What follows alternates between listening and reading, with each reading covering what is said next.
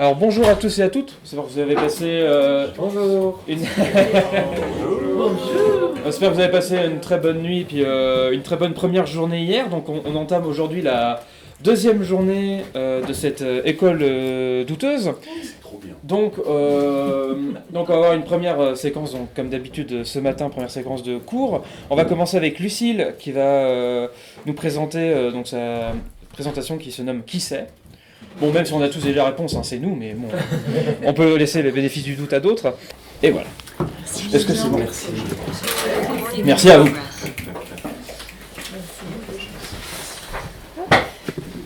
Ok, bon, et ben c'est parti pour la deuxième partie de ces interventions. Alors j'ai fait un petit changement parce que qui sait, vous saviez, maintenant on va plutôt se poser la question de qui sait mieux. Qui sait mieux que nous ? J'ai fait un peu de teasing sur ça aujourd'hui. Donc l'idée c'est de voir un petit peu les indices sur lesquels on peut s'appuyer pour identifier les sources qui savent mieux que nous, sont plus compétentes. Donc je vous propose un petit rappel de ce que je vous ai dit hier, puisque tout s'inscrit dans la continuité. Donc hier je vous ai proposé une définition du jugement de crédibilité, qu'on considère comme un jugement épistémique situé, donc qui porte sur la valeur de vérité de l'information et qui dépend du contexte dans lequel il est formulé et des connaissances de l'individu et de ses attentes. Je vous ai dit aussi, après avoir sondé votre opinion et fait un bref rappel de ce que dit la littérature, que ce jugement il repose sur deux dimensions principales, la compétence perçue de la source et l'intentionnalité perçue. Et ce sont ces deux dimensions qui vont structurer l'évaluation qu'on fait des sources. Je vous ai dit aussi que de manière générale, on a tendance à plutôt se fier à nos propres croyances et connaissances, surtout quand elles sont issues de l'expérience directe, mais que dans beaucoup des cas, il est nécessaire de connaître et de reconnaître que les autres en savent mieux que nous, et c'est cette reconnaissance qui est au cœur du jugement de crédibilité. Donc aujourd'hui, ce que je vous propose, c'est qu'on navigue un peu ensemble parmi ces différents indices de compétences qu'on va mobiliser pour évaluer la crédibilité. Donc l'idée, je vous en avais un petit peu parlé hier, c'est que je vous accompagne progressivement à reconstruire ce modèle très rationnel de l'évaluation de la crédibilité. Donc là, on a déjà nos deux premières dimensions qu'on avait identifiées. La compétence perçue, donc qui va renvoyer à la capacité à donner de bonnes informations, des informations vraisemblables, et l'intentionnalité, qui tout simplement concerne l'intention de transmettre de bonnes informations. Donc aujourd'hui, on va regarder uniquement ce qui se passe du côté de la compétence, et pour ce qui est de l'intentionnalité, on en discutera demain. Ok, alors, petite mise en situation. Vous n'êtes pas obligé de faire le WooClap, on peut faire à main levée si vous préférez. Ok. Alors, non, vous faites le WooClap, vous êtes motivé ? Ok. Alors attendez, que je puisse l'afficher. Ça ne change pas.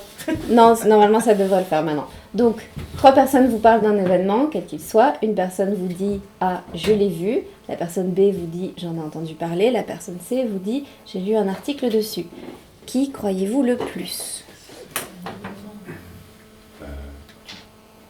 Faire sur un V3. Ok, j'attends un peu que dans le WooClap ça se soit lancé, puis ensuite je vous propose de faire un vote aussi.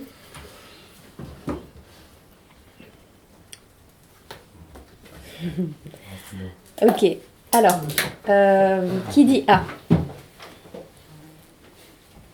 D'accord. B ?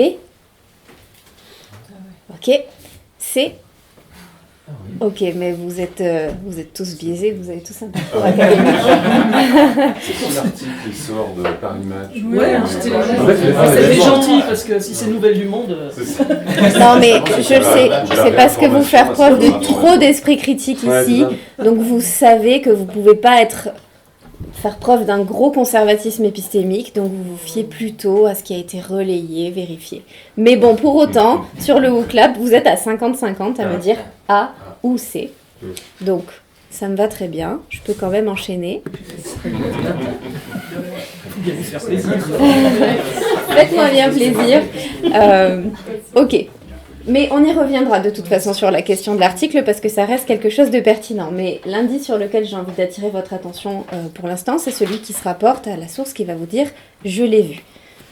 Donc ça, c'est un premier indice qui s'appuie sur une question assez simple qu'on peut se poser, pas forcément de manière très conscientisée quand on veut évaluer la véracité d'une information, c'est tout simplement d'où ça vient, comment tu le sais. Donc cette interrogation spontanée, elle traduit l'idée que en fait un accès direct à l'information, donc avoir fait l'expérience de l'information, c'est perçu comme un gage de fiabilité. Alors, j'ai appelé ça l'avantage du témoin oculaire, mais cet accès direct, il est perceptif de manière générale, il n'est pas forcément visuel, ça peut être auditif, tactile, olfactif. Donc c'est pas juste le eyewitness effect au sens strict, mais ce qui compte, c'est vraiment que la personne ait été témoin à sa manière de ce dont elle parle directement. Et cette proximité avec l'objet qui est à l'origine de l'information qu'on va transmettre, il est valorisé dans le jugement de crédibilité. Alors il y a une étude pionnière pour le coup de Robinson et Hall en 99 qui l'a bien démontré auprès d'enfants de 3 à 5 ans à qui on demandait de dire ce qu'il y avait dans une boîte. Il y avait un adulte qui contredisait leur réponse et soit il disait non, dans la boîte c'est pas des crayons, ce sont des biscuits, je le sais parce que je l'ai vu. Et un autre adulte qui dit non, dans la boîte ce ne sont pas des crayons, ce sont des biscuits, je le sais parce que je l'ai deviné. Tout simplement, un petit paradigme tout classique comme on les a en psychologie du développement. Et les enfants avaient évidemment faisaient davantage confiance à l'adulte qui leur disait avoir vu que celui qui leur avait dit qu'il avait deviné. Donc ça peut paraître évident comme ça, mais ce qui est intéressant, c'est que quelque chose qui est totalement admis pour nous en tant qu'adultes, en fait ça l'est déjà à partir de 3 ans. Donc on voit bien que cette question de l'accès à l'information, c'est quand même un indice qui est pertinent. Oui. Ça veut dire qu'avant 3 ans, c'est pas le cas ou on se retrouve ? Non, c'est qu'avant 3 ans, c'est compliqué de mettre en place un paradigme expérimental où on peut vraiment recueillir la parole de l'enfant. Il commence par manger les biscuits, les crayons dans le... Mais non, mais ceci dit... non ? Bien sûr, ouais. Non, c'est une très bonne question parce que, en fait, ce paradigme-là, il n'est pas réplicable en l'état chez des enfants plus petits. Peut-être qu'il en existe d'autres qui ont été plus adaptés pour tester cette compétence chez les plus jeunes. Pour l'instant, honnêtement, je ne le sais pas. Mais si ce n'est pas le cas, ce serait très très chouette à faire, pour le coup. Donc là, je peux vous dire 3 ans avec confiance. En dessous, je ne sais pas. Mais bon, voilà, on l'a vu, ce réflexe-là, il n'est pas propre à l'enfance, puisque vous étiez quand même certains à me dire que la personne qui disait « j'ai vu » reste quand même une source qui est plus fiable que celle qui vous dit « j'en ai entendu parler », donc de manière quand même beaucoup plus indirecte. Et ce réflexe-là, il est fort probable qu'il soit assez renforcé juste par notre histoire évolutive, parce que pendant des millénaires, la seule façon fiable d'accéder à de l'information, c'était de l'expérimenter soi-même, et que la transmission, elle se faisait d'individu en individu. L'écriture, la lecture et les autres médias arrivent beaucoup plus tard à l'échelle de l'humanité, donc de fait, ça paraît moins probable spontanément de s'appuyer sur ces indices-là. En tout cas, c'est une hypothèse interprétative possible. Donc, cet accès à l'information, c'est un indice de compétence qui est mobilisé très tôt et qui est assez robuste et qui fait vraiment pleinement partie de la panoplie des indices qu'on a pour évaluer la compétence d'une source. Donc, il s'appuie quand même sur un principe qui est profondément ancré, puisqu'on a tendance à accorder plus de valeur et de poids à ses propres savoirs, ceux qui sont issus de l'expérience, ça paraît logique qu'on accorde aussi plus de poids à ceux qui sont issus de l'expérience directe d'autrui. Donc, ce qui est vrai pour soi, c'est souvent assez vrai pour les autres. Et donc, cette intuition, elle repose sur aussi un mécanisme un peu plus large dont je vous ai parlé hier, qui est étudié par Kyle et ses collègues et qui est la division du travail cognitif. Donc ça, c'est le fait que tous les savoirs ne sont pas répartis de manière homogène entre les individus. Ils sont distribués dans une société donnée en fonction des contextes dans lesquels on évolue. Et donc, on va apprendre très tôt, du fait de cette division du travail cognitif, que certaines personnes, elles ont plus de chances d'avoir accès à certaines informations que d'autres. Exemple tout simple, un pêcheur local, il connaît mieux la faune aquatique qu'un touriste. Ou un habitant d'une zone sismique connaît a priori mieux les gestes à adopter qu'une personne qui habite dans une zone sans aucun risque. À moins que vous soyez spécialiste, il y a toujours des exceptions, mais on voit bien que juste d'un point de vue géographique, puis professionnel par la suite, le milieu dans lequel on évolue nous garantit un certain accès à l'information et du coup peut faire de nous une source plus ou moins fiable dans certains domaines. Donc on l'a vu, ce genre de raisonnement, ils sont mobilisés assez tôt et ces représentations implicites sur la répartition des savoirs, elles guident nos jugements et elles vont nous aider à identifier assez rapidement qui sait mieux que nous. Bon, pour autant, ce n'est pas une garantie d'infaillibilité, cet indice-là, c'est un raccourci raisonnable et souvent pertinent, juste pour évaluer la compétence d'une source. Donc, on l'a vu, ça repose quand même sur une intuition épistémique assez solide, mais ce n'est pas suffisant. Il y a des limites quand même à l'accès à l'information. Déjà, tout n'est pas observable. Il y a beaucoup d'informations, notamment scientifiques, celles qui ont un haut niveau d'élaboration conceptuelle, qu'on ne peut pas voir, ou tout simplement que même si on observe, on ne peut pas les comprendre sans le niveau suffisant de connaissance. Donc, une personne qui vous dit « Si, j'ai vu l'IRM que tu as fait », s'il n'est pas médecin, a priori, ça ne vous intéresse pas comme information, ça ne fait pas de lui une source fiable. Donc, un accès brut à l'information, ça ne suffit pas, il faut pouvoir interpréter correctement les éléments d'information. Ce n'est pas une garantie de justesse, et un exemple le plus parlant, c'est très certainement celui du témoignage oculaire en justice. On sait que même des personnes qui sont sincères, elles peuvent se tromper, elles peuvent avoir mal perçu, leur mémoire peut avoir été altérée, il peut y avoir eu du bruit au moment du rappel, lié à la peur, au contexte, aux attentes, etc. Donc, l'accès à l'information, c'est un indice intéressant, robuste la plupart du temps, mais qui n'est vraiment pas suffisant en soi pour évaluer la compétence d'une source. Et ça tombe bien, on en a d'autres. Alors, petite mise en situation. Attendez, j'ouvre mon Google Clap pour récolter vos réponses pour ceux qui veulent bien le faire. Où es-tu ?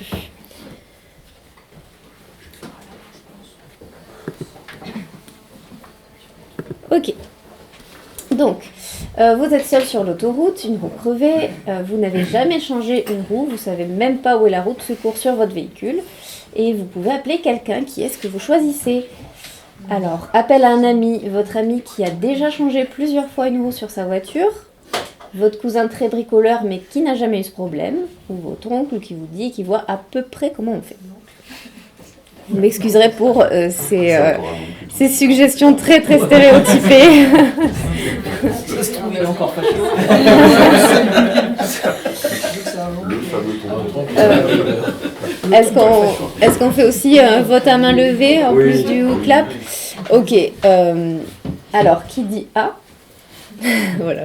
Est-ce que je m'embête à demander les autres propositions ? Non, absolument non. Oui, alors j'ai hésité à mettre Lucille parce que clairement, je suis l'amie qu'il faut appeler quand vous devez changer une roue sur votre voiture. Sachez-le. Il y a des histoires à partager. Mais vous allez voir, il y a des limites. Ok. Alors, du coup, nouvel indice ici, la performance passée. Elle a déjà réussi, donc a priori, plutôt compétent. Donc on va parler ici de cette performance passée comme un indice qui est assez puissant pour évaluer la compétence d'une source. C'est plutôt même intuitif. Quelqu'un qui a réussi à faire quelque chose bien et plusieurs fois par le passé, il est probablement le plus compétent pour le refaire. Et donc ça c'est tout simplement parce que la performance est assez difficile à simuler sans compétence réelle. Donc une personne qui parvient régulièrement à résoudre des problèmes techniques ou à donner des conseils pertinents dans un domaine spécifique, on est naturellement plus enclin à lui faire confiance, à le considérer comme compétent. Donc ça, le fait d'identifier la performance passée et de considérer que ça rend cette personne plutôt compétente, pour l'inférer, on va s'appuyer sur nos capacités de raisonnement que j'évoquais hier et de contrôle de plausibilité. Comme je disais, ils sont toujours là, ces mécanismes. Donc, si ce que dit la source semble logique et fonctionne, ça aide à valider à nos yeux la compétence réelle qu'il y a derrière. Et donc, toujours d'un point de vue développemental ici, ce qui est intéressant, c'est de voir que les enfants eux-mêmes, ils utilisent ce critère, et assez tôt. Donc, on a une étude ici de Vanderbilt et Hall qui montre que les enfants en bas âge, alors excusez-moi, je ne me suis pas noté l'âge précis, mais je pense qu'on est sur des un peu plus grands que 3 ans, mais certainement moins que 10 ans. Je vous chercherai la ref plus précise. Mais ils sont assez jeunes. Je pense que c'était des 5-6 ans, mais je vérifierai quand même. Et donc, ce qu'on a vu, c'est que ces enfants-là, quand on leur fait observer les performances de différents individus sur des tâches, ils savent se servir de cette observation et des performances passées pour décider à qui ils vont demander conseil pour pouvoir apprendre la tâche. Donc, ils identifient tout de suite qui réussit le mieux, sans qu'on leur dise explicitement qui est le plus compétent, ni qu'on leur dise « regarde qui réussit le mieux, à qui tu vas demander ». Donc ça, c'est un intérêt tout simplement du point de vue de l'apprentissage, où une grande partie de nos expériences d'apprentissage dans la petite enfance passe par l'imitation. Donc forcément, être capable d'identifier qui c'est mieux, c'est identifier qui on va imiter pour apprendre le mieux, c'est adaptatif une fois de plus. 3 à 5 ans. 3-5 ans. Si je viens trouver le point. Ok, merci. Ok, donc la performance passée, c'est un bon indice, mais sans surprise, il a aussi ses limites, qui est important du coup de les identifier, surtout si on veut un jugement rationnel de la crédibilité. Alors premier point, il faut garder en tête qu'une performance qui est réussie, ça ne signifie pas toujours que la personne est compétente. C'est un assez bon indice, sauf que on ne peut jamais, dans certains domaines, totalement exclure le facteur hasard. D'accord ? Prenons l'exemple des traders en bourse, c'est quasiment impossible de dire ce qui relève totalement de la compétence et ce qui relève totalement du hasard. Je reprends ce petit exemple à Mercier. Donc du coup, une bonne performance, c'est pas forcément toujours un indice de compétence, et en plus de ça, on ne sait pas très très bien comment ça fonctionne, cette inférence entre la performance observée et la compétence qu'on en déduit. Bon, ça c'est pas forcément ce qui constitue une limite, mais du coup ça nous empêche de voir à quel point on peut exploiter cet indice-là. Et ensuite, autre point, mais ça relève plus du domaine de l'apprentissage, mais généralement quand on fait du jugement de compétence, c'est parce qu'il peut y avoir une prise de décision derrière, mais c'est que quand on a observé une vraie réussite, c'est difficile en fait de tirer la règle générale de qu'est-ce qui a fait cette réussite, en fait, comment fonctionne la performance de l'individu derrière. Par exemple, pour reprendre la mise en situation, c'est pas parce que moi j'ai déjà changé plusieurs fois une roue sur ma voiture, j'ai de bonnes performances, que en fait je vais pouvoir vous aider si demain vous tombez en panne, enfin vous crevez une roue sur votre voiture, parce que peut-être que je sais les changer que sur mon modèle, ou peut-être que si la roue de secours n'est pas dans le coffre, je suis d'aucune utilité pour vous. Donc voilà, on n'a pas forcément une règle générale qui s'applique, qui est systématiquement associée à la performance passée, pour déduire totalement de la compétence.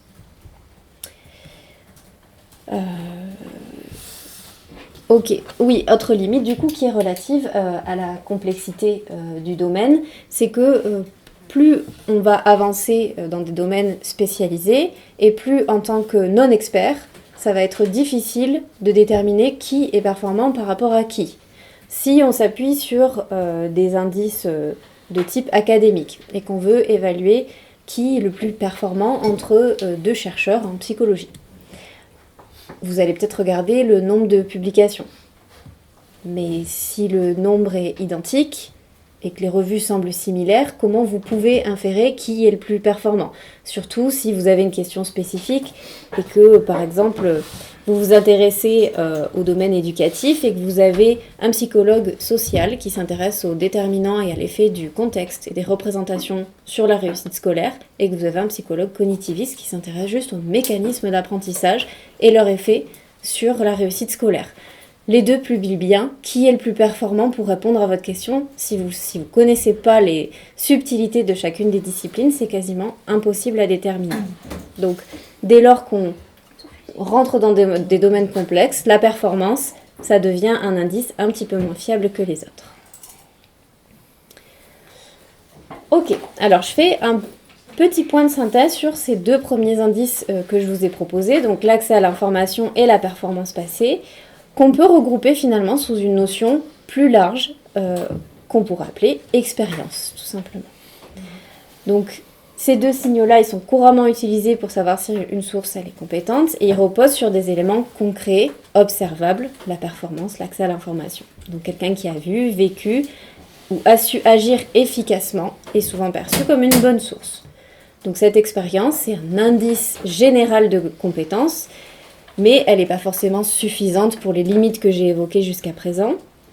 Et donc, est-ce que vraiment, pour être considéré comme compétent, on a uniquement besoin de l'expérience, de valider l'expérience de la source? Donc ça va m'amener à introduire un autre indice qui est essentiel pour juger d'une compétence ou d'une expertise. Ce sont les connaissances formelles qui sont acquises par la formation. Parce que quand on parle de crédibilité d'une source, les connaissances théoriques qui sont issues de la formation, de l'instruction, elles vont quand même jouer un rôle très important. Donc qu'il s'agisse d'un cursus scolaire, universitaire, d'une certification professionnelle, ces connaissances plus institutionnelles, elles viennent renforcer la légitimité qu'on perçoit d'une source. Donc ça tient en grande partie à leur ancrage institutionnel. Ces savoirs qui sont issus de la formation, ils sont produits et transmis, validés par des institutions reconnues dans une société donnée et qui sont perçus surtout comme garantes du savoir. Et donc ce lien avec des structures qu'on va considérer comme légitimes, il va donner à ces connaissances une stabilité, une certaine portée plus généralisable qu'une performance par exemple, et un caractère transmissible du coup qui va les distinguer de l'expérience individuelle. Et donc, dans ce sens-là, les connaissances plus institutionnelles, elles sont souvent perçues aussi comme plus objectives, parce qu'elles sont censées être aussi un peu indépendantes des intérêts, pas forcément, au sens large, des intérêts personnels. Donc, par exemple, oui. Du coup, ça veut dire que ça ne s'applique pas que au savoir institutionnel, mais également à la représentativité, c'est-à-dire par exemple à un élu. Il a aussi cette même légitimité, c'est testé aussi dans le même cadre ou pas ? Non, ça j'y viendrai après. Là, on est vraiment sur les connaissances qui sont transmises de manière explicite par des organismes qui sont reconnus dans une société donnée comme garantes d'un savoir qui a été admis, validé par l'institution. Donc forcément, ça dépend de ce à quoi on adhère en termes de transmission du savoir et de ce qu'on reconnaît comme légitime, mais de manière générale, l'école, l'université, ce sont des instances de transmission du savoir qui sont validées.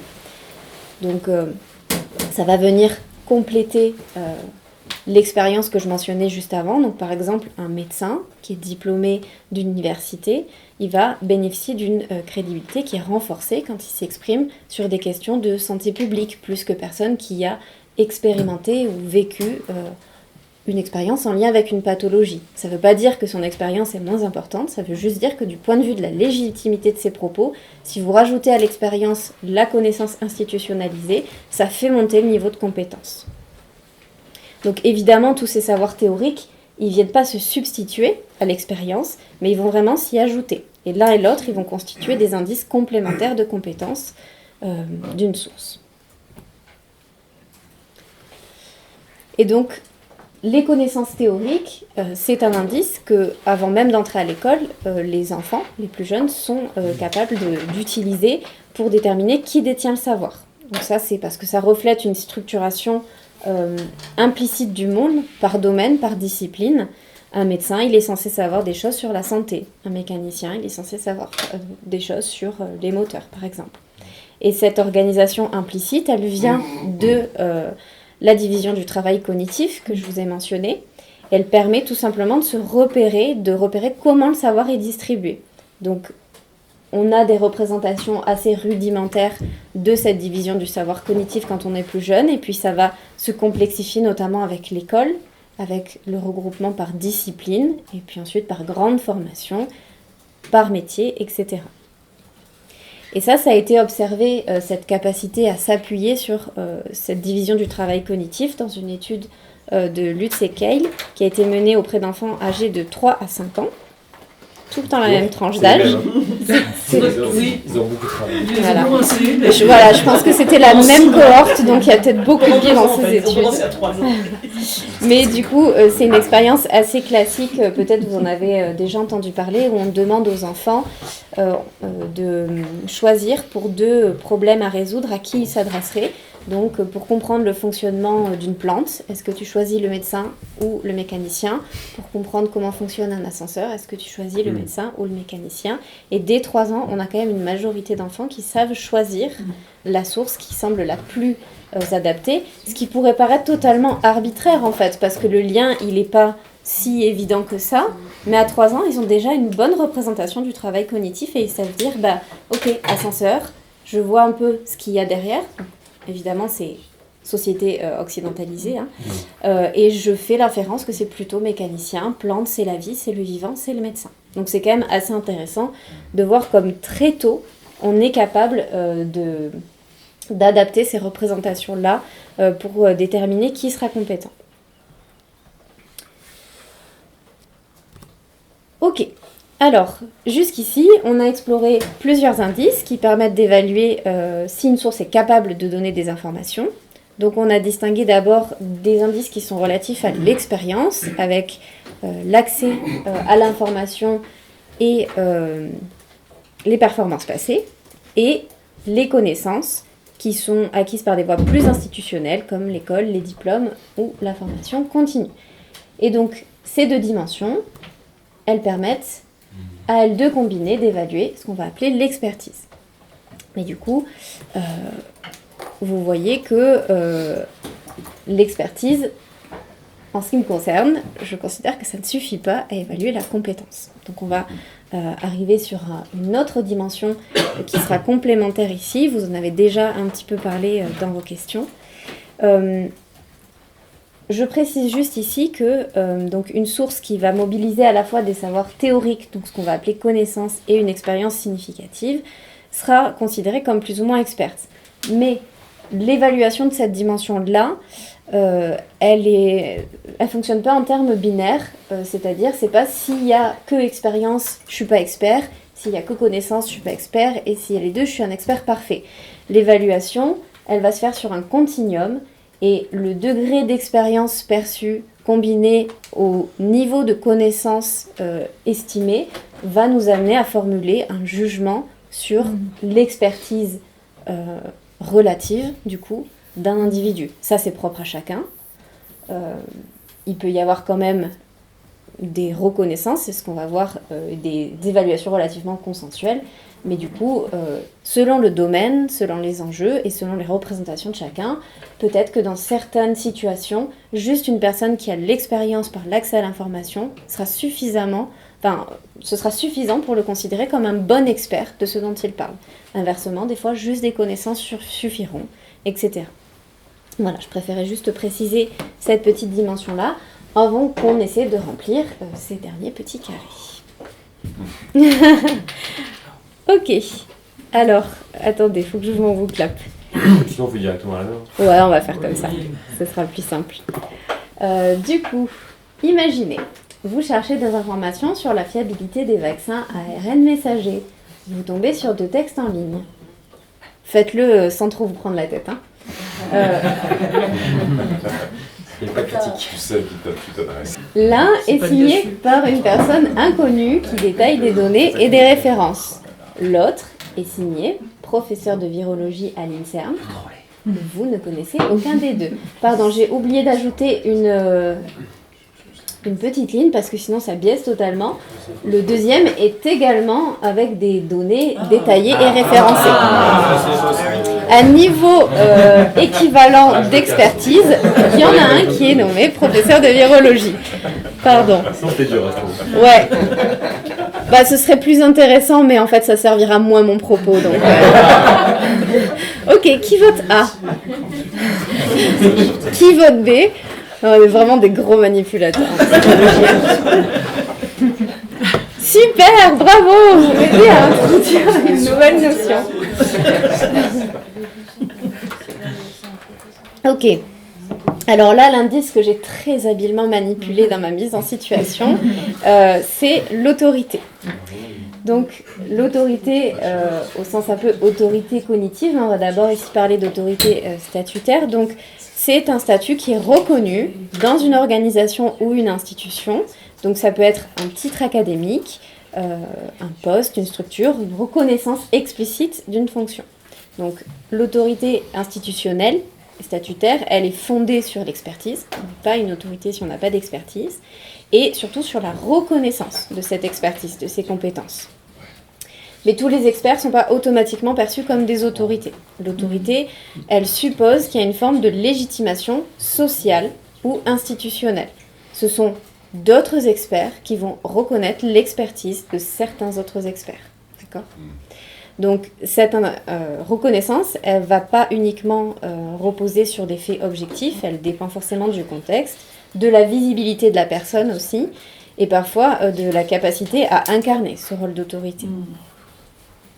Donc dans certains cas, des sources expertes vont acquérir ce statut d'autorité, et ça pourra ensuite renforcer leur influence cognitive.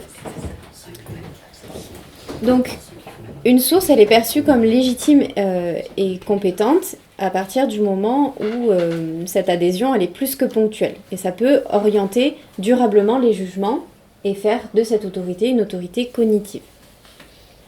Donc c'est ce que décrit Willison, une autorité cognitive, c'est une source dont l'influence intellectuelle est reconnue et acceptée par autrui.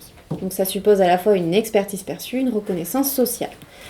On a Zagzebski, qui nous parle également d'autorité épistémique, où il s'agit de déléguer son jugement à une personne qui est jugée plus apte à atteindre la vérité que soi. Et donc cette délégation, elle n'est pas irrationnelle, elle repose sur une certaine estimation de la fiabilité de l'autre et de ses compétences.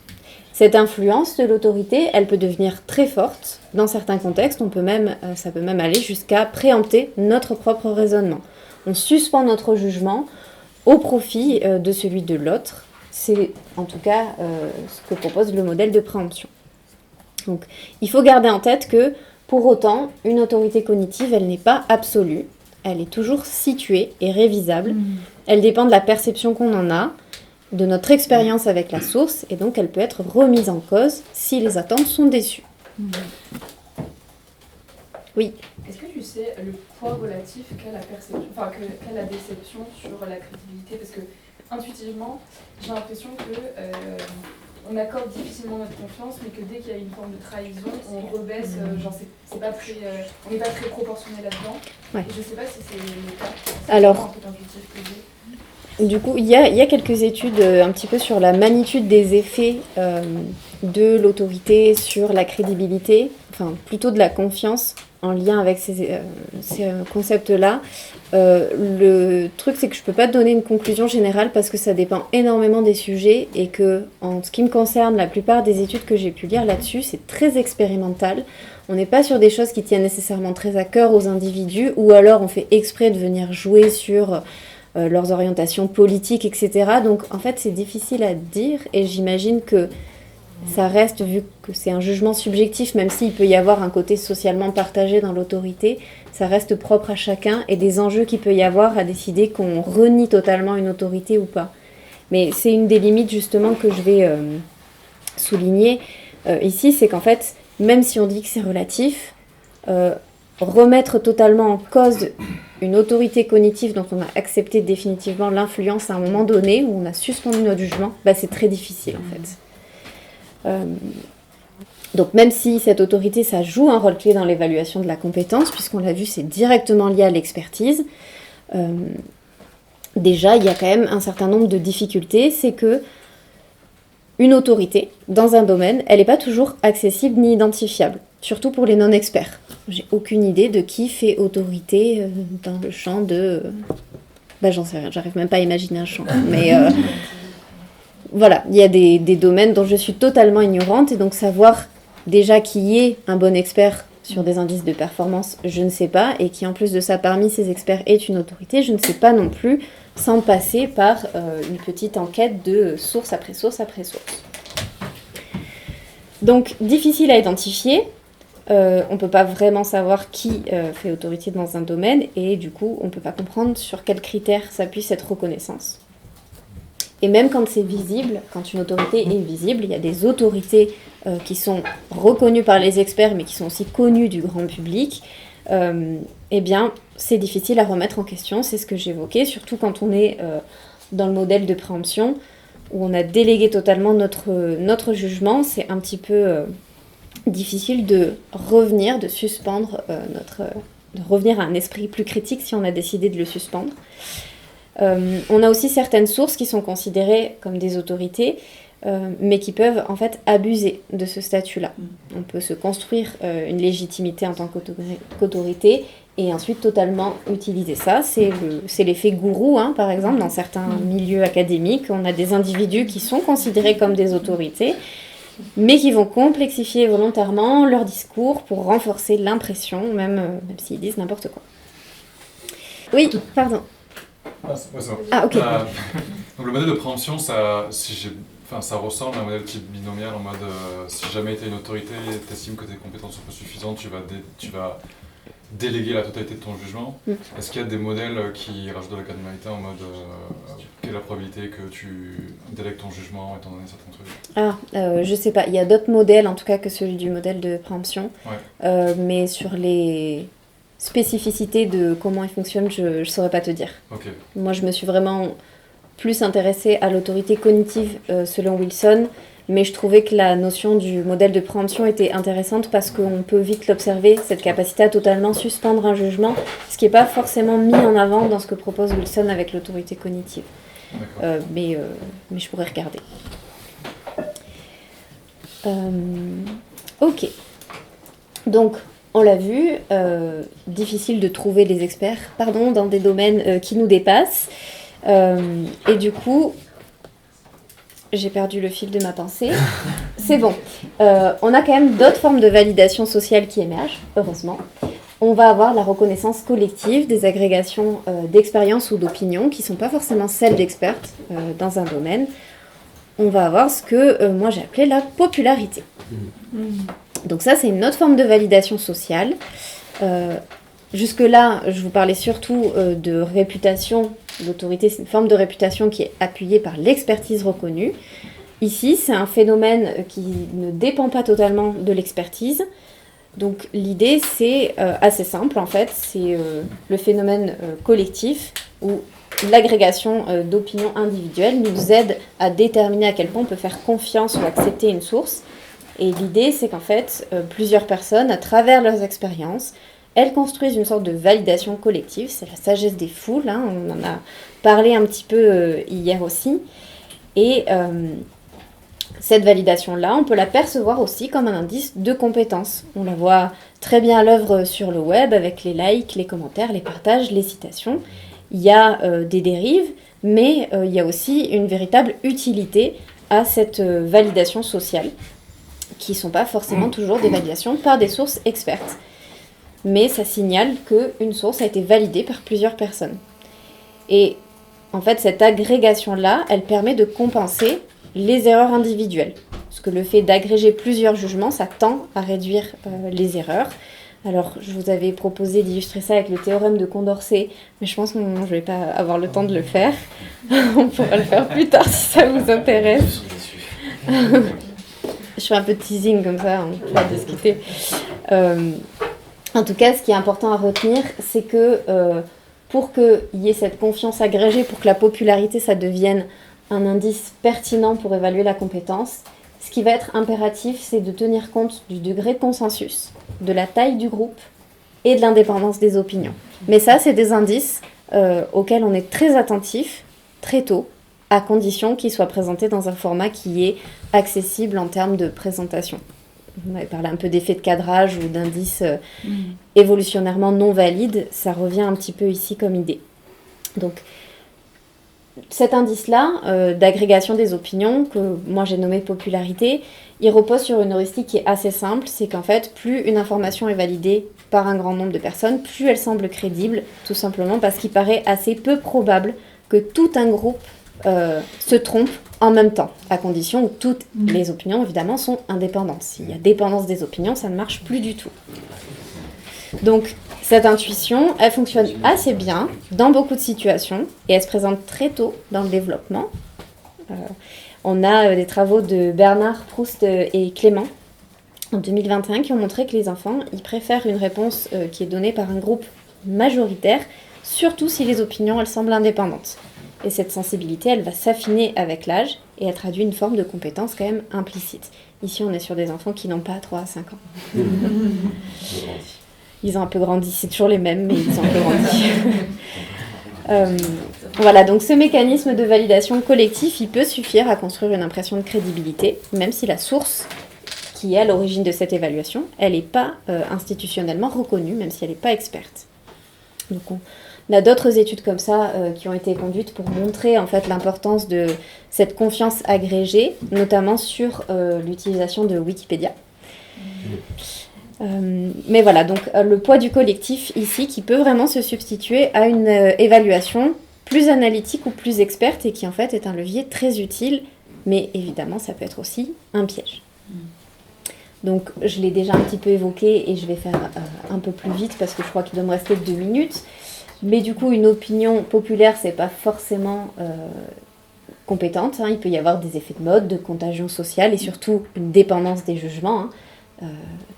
30 personnes qui vous disent la même chose parce qu'en fait, elles croient toutes la 31e, ça fonctionne pas.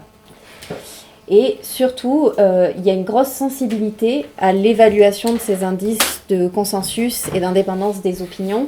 Ça va être le type d'indices qu'on utilise pour les évaluer. Si on est sur des indices abstraits, des pourcentages, des corrélations, pour lesquels on est un peu moins équipé quand on n'a pas une formation spécifique là-dessus, à comprendre ce que ça représente, on peut vite simuler une majorité, faire semblant qu'il y a de l'indépendance d'opinion.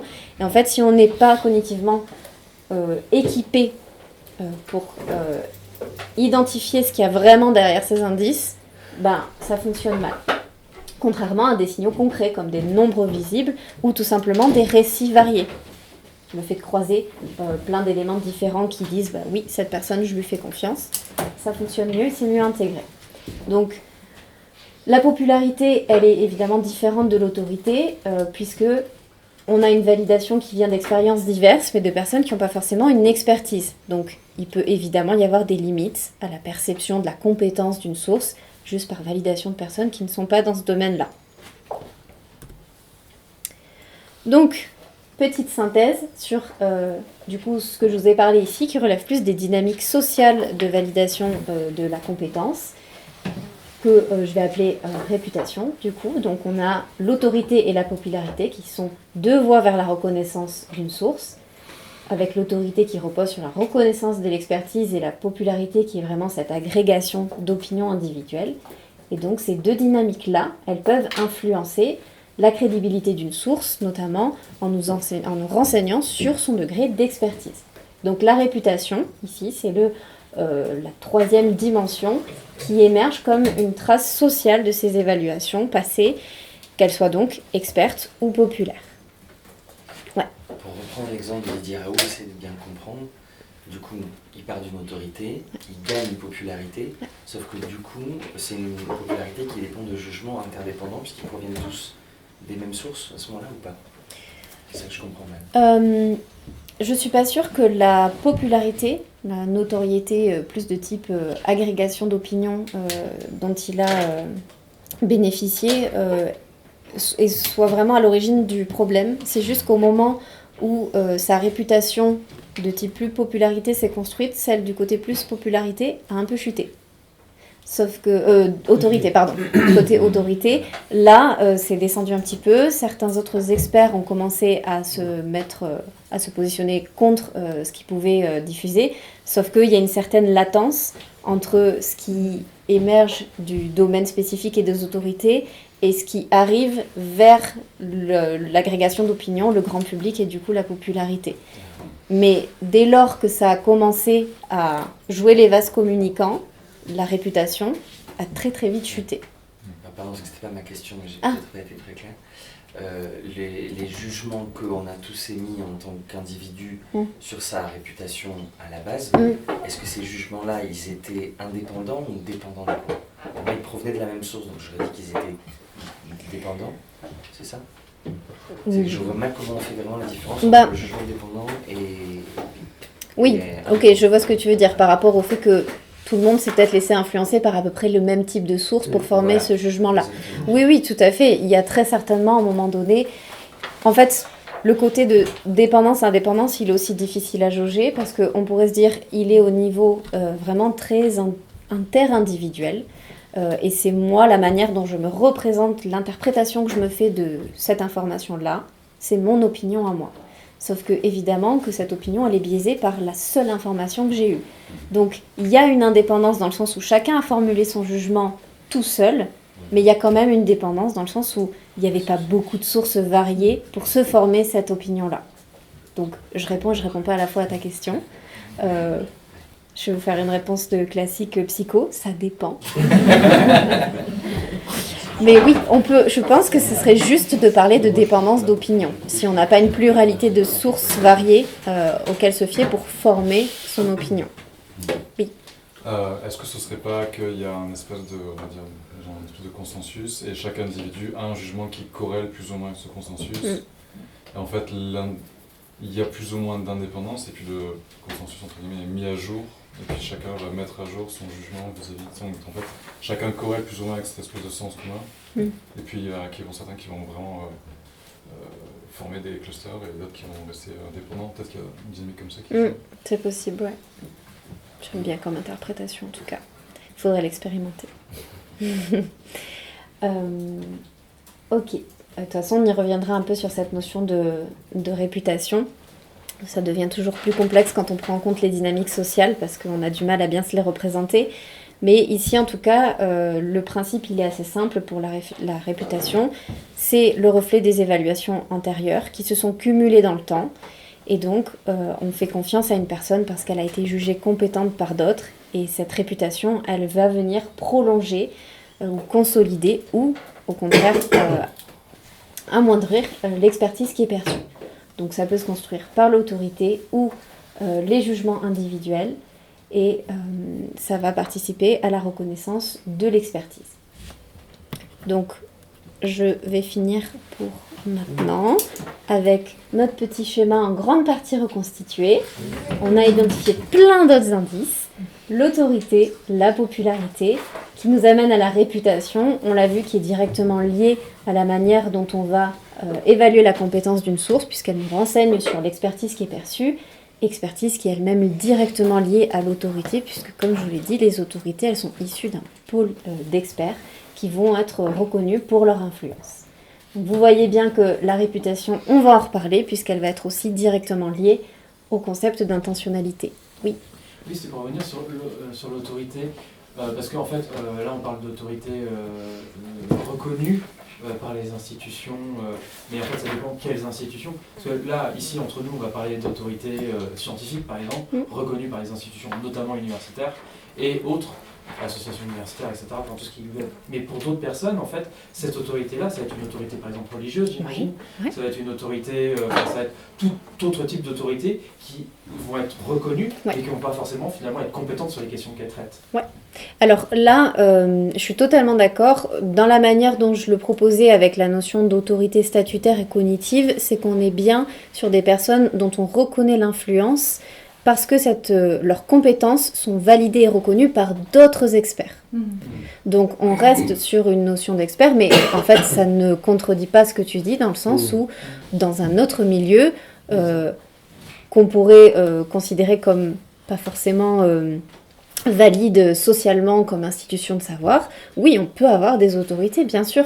C'est ce qui fait qu'en fait, on a des divergences telles sur des jugements de crédibilité et que selon le système de croyance dans lequel on s'inscrit, on va considérer que ce sont des sources issues d'autorités institutionnelles validées par un plus grand nombre qui sont effectivement des experts et des autorités, là où pour d'autres c'est pas du tout le cas et où en fait on va pas pouvoir débunker à la lumière de mais si, regarde, machin, parce qu'en fait tout colle.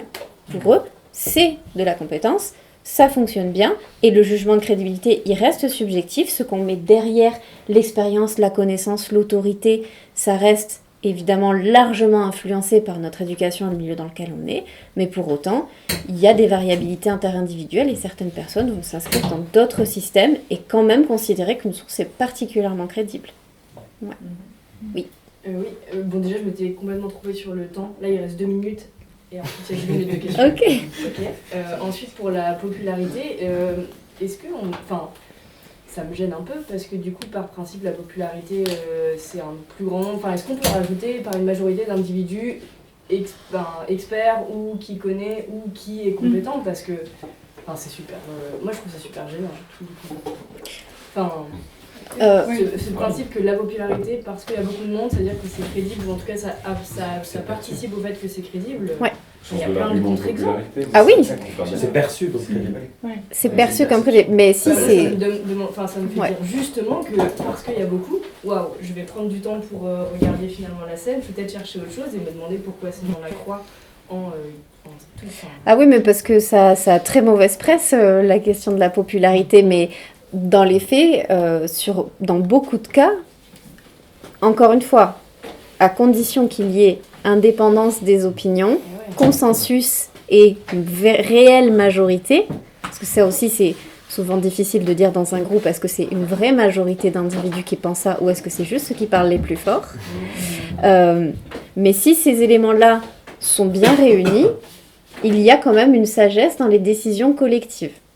Et le fait qu'il y ait un grand nombre de personnes qui arrivent à la même conclusion, il peut y avoir des dérives parce qu'on peut faire des conclusions en s'appuyant sur de mauvaises inférences, sur des schémas d'intuition mal adaptés, mais dans les faits, c'est quand même un plutôt bon indicateur, si toutes ces conditions sont réunies, de dire tu combines de l'autorité et tu combines la popularité, a priori la réputation, elle est plutôt solide. Et elle est plutôt solide comme indice pour déterminer si cette expertise-là, elle permet de juger d'un bon niveau de compétence ou d'intentionnalité. Mais je comprends que tu sois dubitatif. Ça me paraissait antinomie de dire populaire et indépendant en fait. Je pense que le choix du mot popularité n'est pas forcément... ça fait un peu ce truc-là, mais... Ouais. Du coup, j'avais une question par rapport à ça qui rejoint un peu ça. Est-ce que tu es allé creuser dans la philo ou dans les études expérimentales, je sais pas, en psycho, sur qu'est-ce qui est vraiment un bon prédicteur de crédibilité, genre qu'est-ce qui a... notamment qu'est-ce qui a le plus de poids, en recroisant ça du coup avec les données, de comment on fonctionne. Ma question n'était pas très claire. Qu'est-ce que disent les experts de vraiment qu'est-ce qui est efficace pour donner de la crédibilité à quelqu'un, qu'est-ce qui est des bons indicateurs, et est-ce qu'il y a un écart avec comment les gens fonctionnent. Pour donner un exemple, je sais pas, peut-être les philosophes ou les données des études expérimentales vont dire ok, ce qui est le meilleur prédicteur de contenu correct, entre guillemets, c'est je sais pas, l'expérience. Et les gens se basent plutôt sur la popularité, alors qu'elle devrait avoir entre guillemets moins de poids pour bien juger. Ouais. Est-ce qu'il y a un écart qui existe? Alors, non, parce que les travaux sur la crédibilité, ils s'arrêtent là. Okay. Donc là, moi, mon premier travail, c'est de dire, c'est pas suffisant. Je peux pas savoir ce qui se passe, je peux pas savoir ce que les individus y font, si je détricote pas un petit peu. Qu'est-ce qu'on met derrière compétence, qu'est-ce qu'on met derrière intentionnalité. Donc là, je vous propose un fouillis de références qui viennent d'un peu partout pour réussir à identifier des dimensions. Ensuite, on est sur un modèle qui va être totalement rationnel. Donc l'idée, c'est de dire, on se le représente conceptuellement comme ça. On va voir déjà si on peut valider a priori, en s'appuyant sur une littérature variée, ces dimensions-là, et peut-être expérimentalement aussi. Et ensuite, on va regarder ce que font les individus et où se situent les écarts à la norme. Et cette question-là, cette réflexion-là, c'est celle que j'ai mise en pratique dans mes études, où j'ai regardé du coup chez des élèves de CM1 et CM2 quelles dimensions ils identifient. Donc je pourrais vous montrer à peu près les profils en termes de modèles et de dimensions qui sont privilégiés pour des élèves de cet âge-là dans le milieu de l'académie de Toulouse, pseudo-rurale. Je ne veux pas faire de généralisation.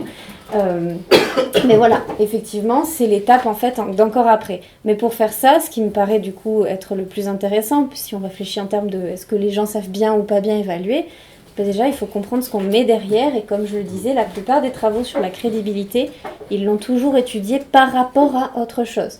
Donc si on s'intéresse à la crédibilité par rapport à la persuasion, par rapport à la pertinence, juste de dire compétence intentionnalité ou compétence confiance ou expertise confiance, parce que les mots sont utilisés de manière un peu interchangeable, c'est suffisant.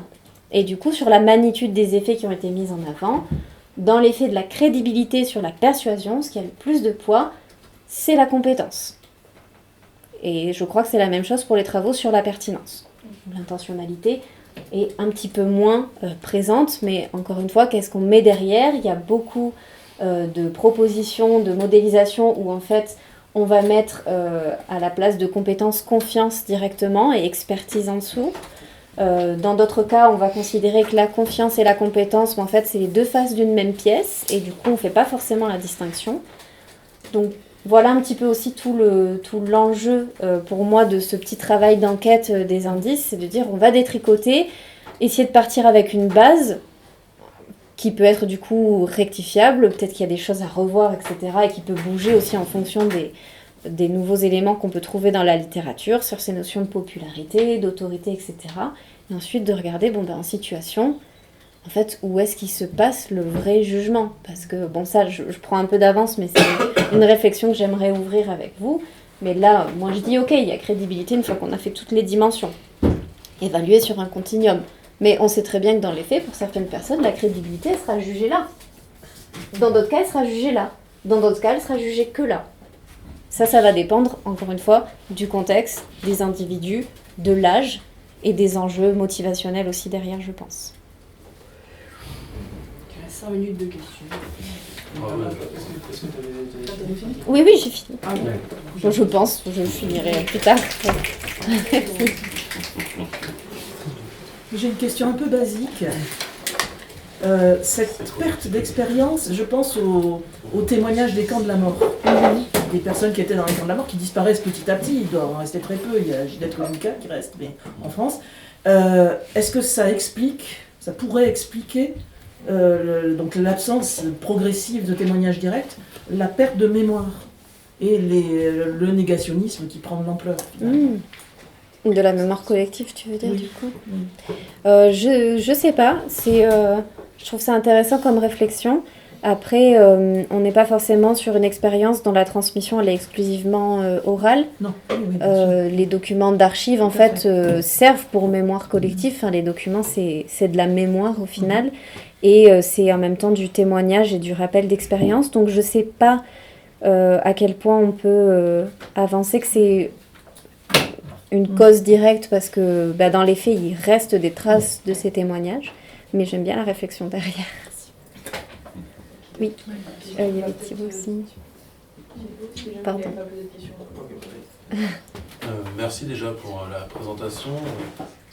De ce que j'ai compris, tu t'es vraiment intéressé au statut si c'est un chercheur, si c'est une personne un petit peu lambda. J'avais une question par rapport, peut-être que ça a été fait ou ça a été réfléchi, c'est est-ce qu'une information selon un média particulier, ça a une influence sur ce qu'on va avoir sur la réputation, l'expertise?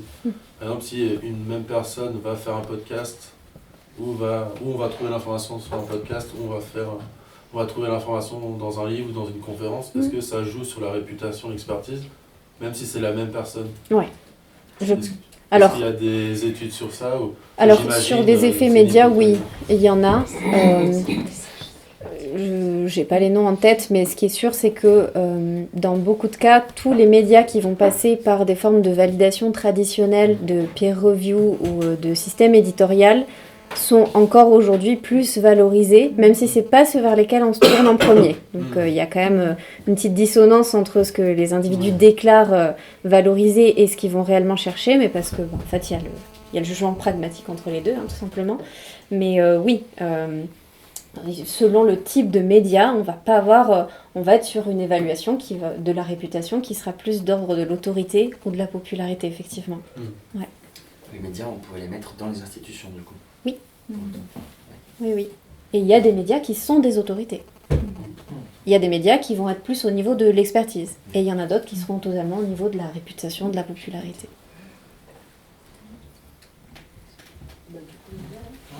J'avais pas envie. Il y a une autre question. Merci beaucoup aussi pour la présentation. Je connaissais déjà ton schéma et il y a une question qui m'occupe depuis un moment.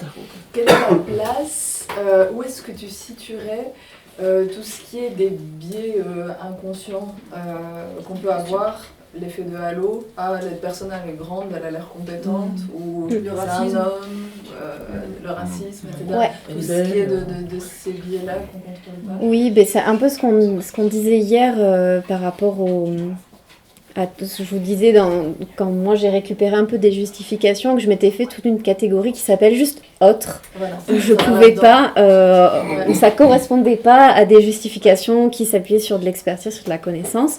Dans ce modèle-là, je les range pas. Parce que l'idée, c'est de dire c'est un modèle rationnel de l'évaluation de la crédibilité. Par contre, ce que j'aimerais faire, c'est un modèle situé, pragmatique, à partir de ce que j'ai récupéré comme justification pour mettre en avant les dimensions effectivement utilisées. Après, je ne pourrais pas les hiérarchiser, parce que du coup, je ne saurais pas qu'est-ce qui va primer sur quoi. Mais je pourrais avoir une espèce de petit nuage conceptuel où je pourrais avoir effectivement de l'expérience, de la réputation, de la popularité, et toute cette catégorie autre où on va avoir du stéréotype, des biais de représentativité, de la projection, ce genre de choses-là. Mais du coup, il faudrait presque un deuxième modèle non rationnel de tous les biais. Mais ça, je pense que sinon, on fait le codex, en fait, des biais. Et on choisit, on va juste surligner ceux qui sont liés à ces questions-là. Mais en fait, un côté un peu... pas forcément modèle, mais schéma un petit peu en correspondance qui représente plus ce que les individus font. Moi, ce serait un peu mon objectif d'essayer de faire ça, mais du coup sur différentes tranches d'âge, pour rester un peu dans le milieu éducatif. Mais enfin, si vous voulez m'aider, pas de souci, parce que ça va être un gros boulot. Mais ce serait l'idée, ouais. Ok, merci beaucoup. Merci Lucie. Merci. Ouais.